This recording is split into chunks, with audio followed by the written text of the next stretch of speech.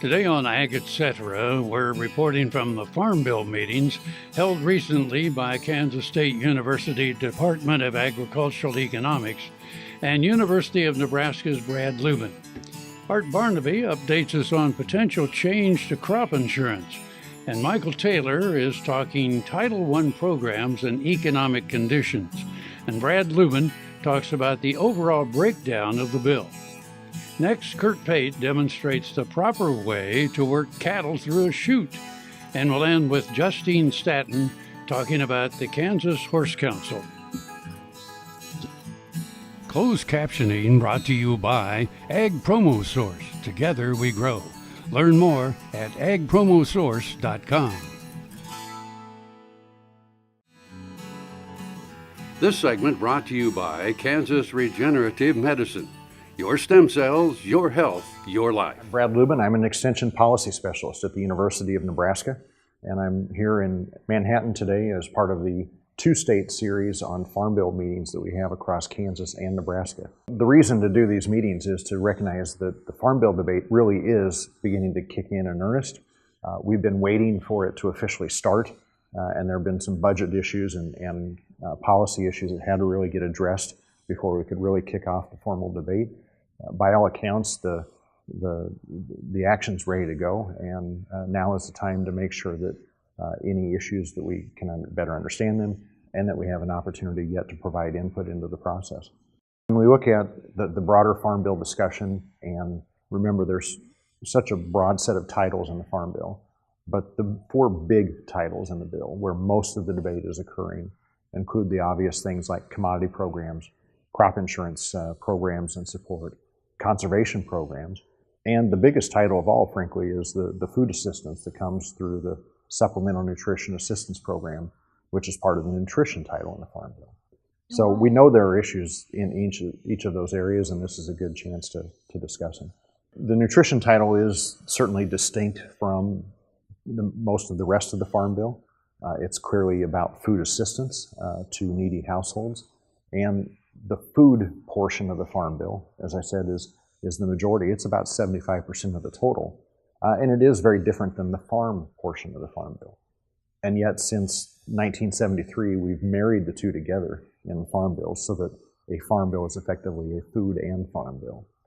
If you tried to separate them, the chances are of finding the political support to get either of them across the finish line is much more difficult, particularly on the farm side of the Farm Bill. There may be less than 40 members of the House of Representatives that really represent a truly agricultural district where the Farm Bill matters. And so getting across the finish line is pretty difficult unless you build those coalitions with similar interests, as we've done in the Farm Bill for many decades now. We have a safety net built into the commodity programs, and increasingly the combination of commodity programs and crop insurance programs. But in the commodity program title itself, most cash grain producers see the safety net that we have called ARC and PLC, the Agricultural Risk Coverage Program and the Price Loss Coverage Program. And they enrolled in one of those programs for each given crop on their farm back when the 2014 Farm Bill was passed. Now we're looking at a new Farm Bill, and we're looking at potential changes to those programs that acknowledge the fact that prices have gone down since 2014. We're dealing with a lower price level and a much tighter profitability margin, or lack of, at the moment. And there's a question about looking at the safety net to see how it can be strengthened to protect us at in this current situation. One of those issues, in fact, might be not just reforming how the programs work, but looking ahead to a new Farm Bill and the expectation that producers will make a new decision about how to enroll in the program in 2019. We can say, well, eventually there's going to be a Farm Bill and we're going to have an enrollment decision and we'll figure it out then. But the parameters that affect how efficient that safety net is, or how much support you can really see in the program, or whether the program can effectively work for an individual operation, those are the issues that are getting discussed now. And to be on the sidelines and say that doesn't matter, well, eventually we'll respond to what gets done. But if anybody wants a voice in what in fact gets done, then you participate, then you engage in the process, you work with and contact legislators and let them understand the situation so that they can better represent your interests. Kansas and Nebraska are both fortunate to have good representation on the agricultural committees in both the House and the Senate, and that representation is an opportunity to get the message that in a time where it can still contribute to the process. Valley Vet Supply is devoted to providing information and professional quality products at reasonable prices. Valley Vet Supply. Ag Promo Source is a unique group of marketing specialists with one mission: help your ag business grow. Each affiliate has their own area of expertise, and they work together to bring you advice, products, and services. To get started, visit agpromosource.com. Ag Promo Source. Together we grow. This segment brought to you by Kansas Wheat. Learn more at rediscoverwheat.org. Art Barnaby with Kansas State University. We are here today conducting a Farm Bill meeting. Basically, we're talking about various changes that have been proposed to the Farm Bill title, and we're looking at the unintended consequences that may occur from the economics as a result of some of those changes. My part on the program was to discuss crop insurance. The big proposed change that would have the greatest impact is either eliminating the harvest price option or reducing the subsidy on the harvest price option. That translates into higher premiums, and also if you eliminate the harvest price, you end up leaving a hole in your yield coverage by doing that, and that's because when you get short crops and a higher price, revenue coverage without that harvest price actually pays less than the yield protection, or what we used to call multi-peril crop insurance. In the previous farm bills, it was all about how do we increase participation in crop insurance, and they were promoting various improvements, for example, the yield exclusion, trend adjustment on the APH to address declining APHs, for example. This time around, there's really no discussions of making improvements. It's basically hanging on to what we have, and if there are cuts, how those cuts are made. The farm groups have been really unanimous: don't touch crop insurance. It is an effective working safety net, probably the best we can hope for, but if there are changes, it won't come from the Ag Committee. It will come from congressmen from urban districts who want to take money from crop insurance and move it to other programs. One of the strange things about this, though, is crop insurance, it sounds like a big program at $6 billion or $7 billion. The amount of money they're going to save is maybe $1 billion. It's a very small program, even in the USDA budget. Over 80% of the entire USDA budget is for food programs. Crop insurance would represent 5–6% of that budget. So, but nonetheless, $1 billion, if they can move it to another program that they really want, why, that is what the fight is over. We don't know where this is going to come out. I'm convinced the Ag Committee will vote to maintain crop insurance as is. But we talked a little bit about surprises that end up in legislation. Somebody slips something in. The Section 199A is the current topic of something that ended up in legislation that no one realized was there, or they didn't understand what the consequences of that change were. We will be continuing to cover it on our agmanager.info. We are cooperating with the University of Nebraska. We had Brad Lubben here, who's a professor up there, and we're going up there next week to do a similar set of meetings. But primarily, Ag Manager will be the main focus of what we're providing in terms of analysis, proposed changes, what it really means to farmers and ranchers, and we'll do radio, that sort of thing. But you can do a lot more in-depth analysis on Ag Manager than you can in the short period that you have on a radio or video in this case. Welcome to the Jerry Thomas Gallery and Collection, where we feature my renowned artwork, frontier military, and Native American artifacts. In the painting behind me is Scouting the Trail. Two scouts overlook the Smoky Hill River Valley just north of the famous Monument Rocks, which are internationally renowned, as a column of 7th Cavalry parade north of the river. On this point, two scouts rode in a circle, and there were 18 cartridges found up there, and that meant that they usually were warning of impending danger and firing off their weapons. One of those weapons I feature in the gallery, a Spencer weapon, which we featured in the painting. Very unique and very honored to showcase this to you. Next time you see a beautiful field of corn, reach out and thank the farmers who work tirelessly to raise corn for livestock feed, renewable fuels, and exports to feed a growing world population. The farmers on the Kansas Corn Commission work for Kansas Corn with grower-funded checkoff dollars that support foreign and domestic market development, research, promotion, and education to expand opportunities for Kansas farmers. To learn more, visit kscorn.com. Sure Crop Fertilizers was started by my father, Don Sherman, and my mother, Shirley Sherman. Family business that started in the 80s. We predominantly focus on plant nutrients and what we can do to give growers better responses with the fertilizer dollars that they do, and what we can do to make those things work better for that grower. We're based out of Seneca, Kansas. We work with growers in their soil analysis to figure out what they need, and then we can put those in a blend that gives them the best results, and so that we can deliver that direct to their farm, so that they have those nutrients where they need them, when they need them, and so that they can apply them in a manner that's very efficient to them and works well on their planting systems and what they're doing. Sure Crop Fertilizers has been around for a long time. We always say we're big enough to take care of everything you need, but we're small enough to do it quickly. You can get a hold of us at 1-800-635-4743. Our website is surecropfertilizers.com, and you can always email me at Corey@surecropfertilizers.com, and with any questions you have, and we're glad to answer it and work with you.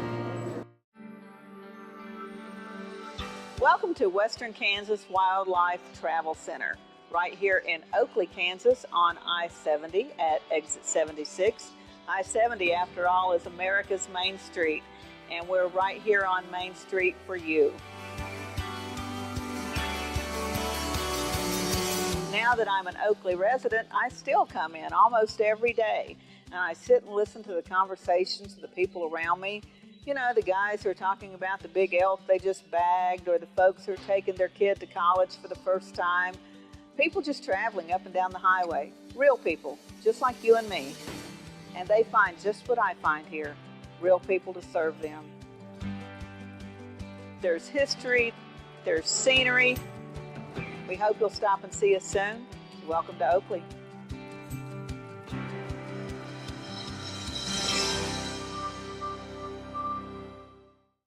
This segment brought to you by Sure Crop, liquid crop nutrition delivered right to your farm. This is Mykel Taylor. I'm an associate professor from Kansas State University, and we're talking about the Farm Bill this week in Kansas and next week in Nebraska. Basically, what we're trying to do is give people an update on what we've done over the last several years with the 2014 Farm Bill and how we got to this point, and then talking about what some potential changes will be with the 2018 Farm Bill as that's getting worked up in Congress right now.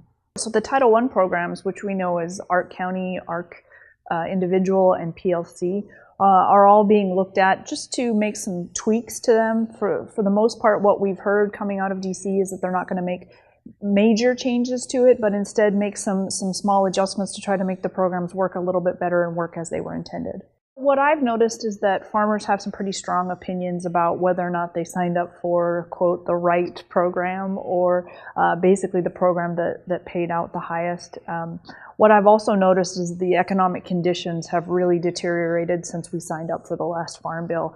And so we went from a mentality of, if it pays, great. If it doesn't, that's okay too, to, boy, we really need it to pay out, and we really need that farm safety net. So there's been a re-emphasis, I think, on the Farm Bill and how it works by farmers, simply because their net farm incomes are significantly lower than they were 4 years ago, and they're looking for some assistance.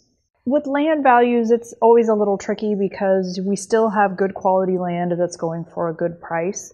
But when I look at the sales data for Kansas, I do see a softening of the land value market. between 15 and 20% from our peak in 2014.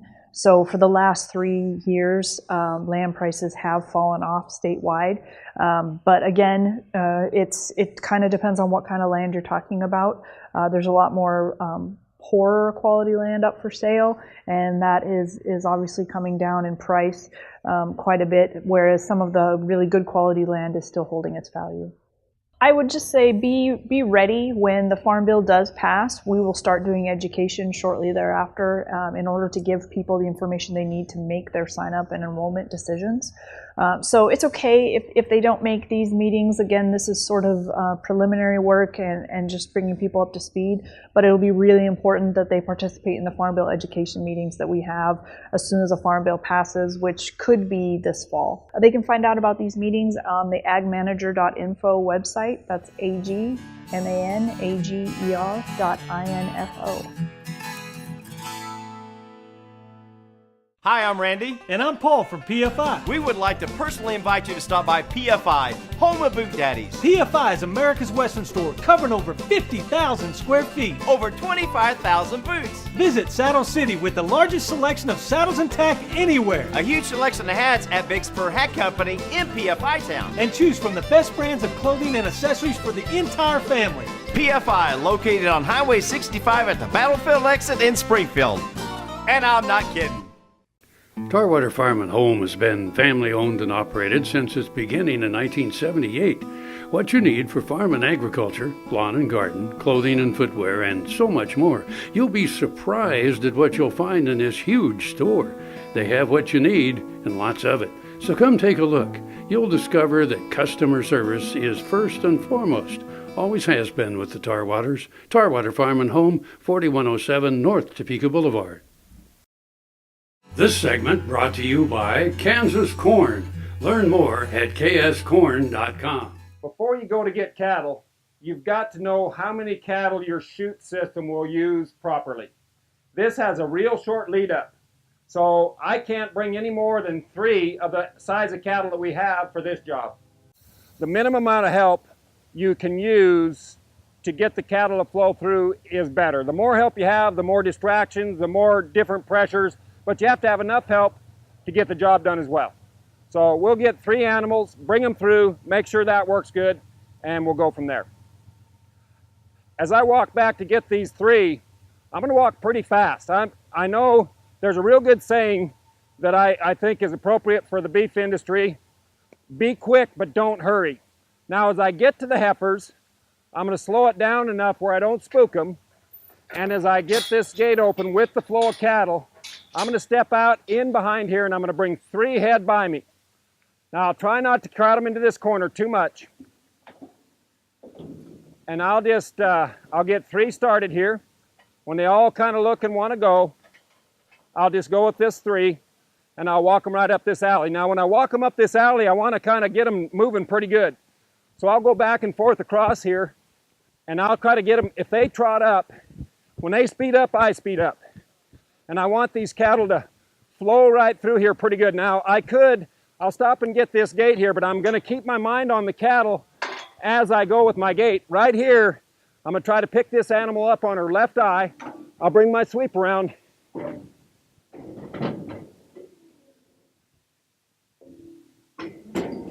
And if I can, I'll stay out as wide as I can. We should leave this, let's let them flow right on in. We'll just keep them flowing here.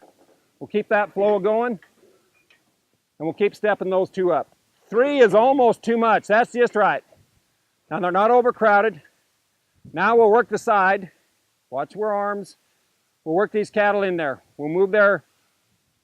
We'll do just enough to get them step up into that chute.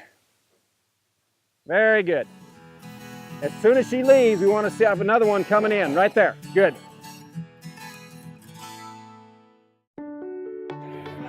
My name is Bill Meredith, and I farm about 7,000 acres. We raise about 150 head of longhorn cattle.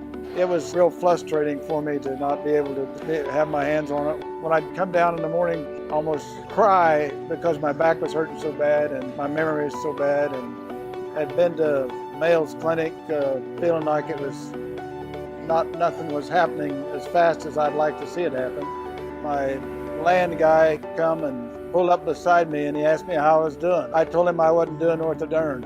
He was telling me about this treatment they were doing down there in Manhattan. Anyway, we come up here and got this treatment, put some in my shoulders because I couldn't bend my head like this. I finally started getting my memory back, and I'm able to do about everything I was doing before, maybe more. I went outside and raised my hand and praised the Lord, you know.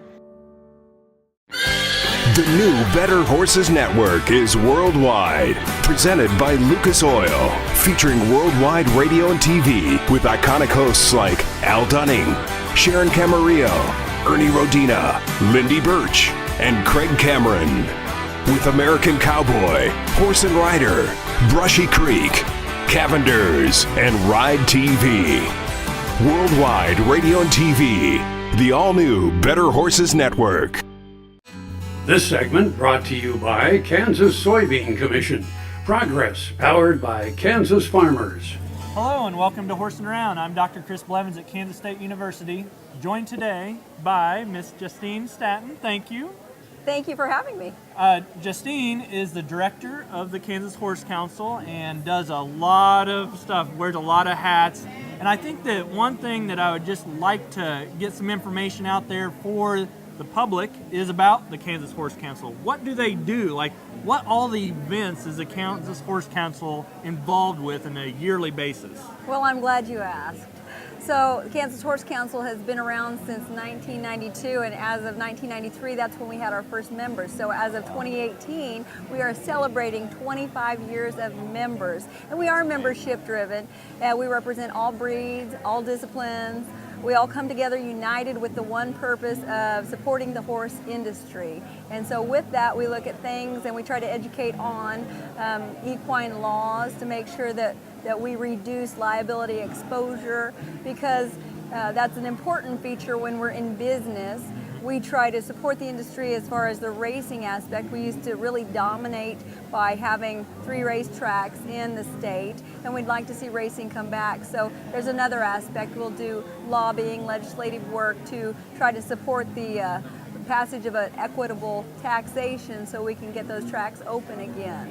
Sure. So there's one piece of it. We've got the license plate program that helps to fund some of those activities that we do. We try to support all clubs across the state. 4-H, we sponsor their buckles. If somebody needs something to assist, we try to help out. We do trail rides.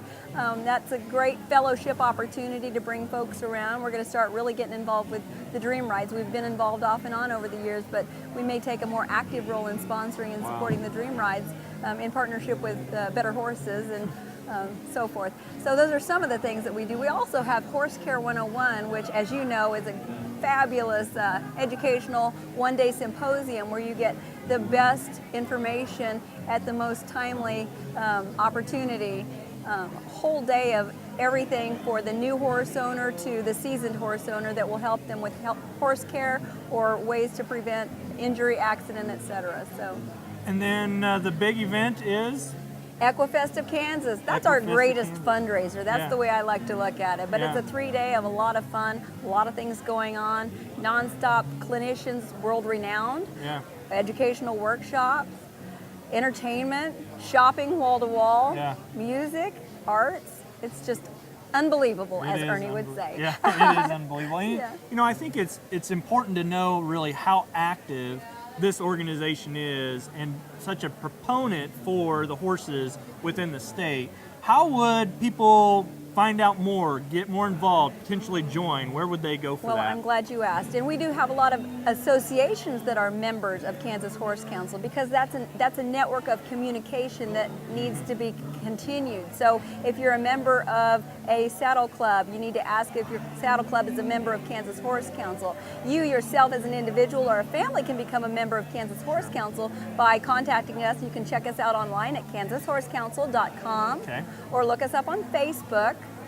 We take messages, phone calls. We're very accessible. They are. Yep. I really appreciate everything that you do for us here at the Kansas Horse Council. Thank you, Dr. Blevins. Thank you. Well, that's Horsing Around, and we'll see you around. Closed captioning brought to you by Ag Promo Source. Together we grow. Learn more at agpromosource.com.